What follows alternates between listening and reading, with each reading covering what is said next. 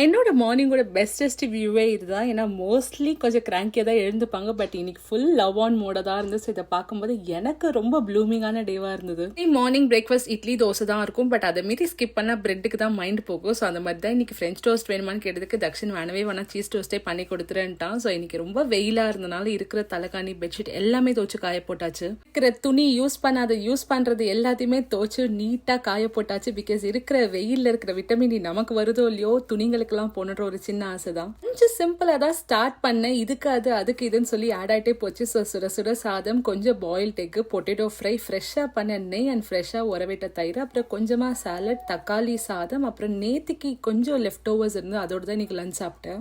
நாள் கழிச்சு பச்சரிசியில் சாதம் வச்சனால பருப்பு பொடியோட ஆசை வந்துருச்சு. ஸோ அதனால சுட சுட சாதத்தில் ஆந்திரா மீல்ஸ் மாதிரி ஆயிடுச்சு. கொஞ்சம் கொங்கூரா தோக்கு, பருப்பொடி, நல்ல நெய்யை உருக்கி போட்டாச்சு. ஸோ இன்னைக்கு லஞ்ச் அமோகமாக இருந்ததுன்னே சொல்லலாம். உங்களுக்கும் இந்த மாதிரி சாப்பிட பிடிக்குமான்னு கமெண்ட்ல சொல்லுங்க.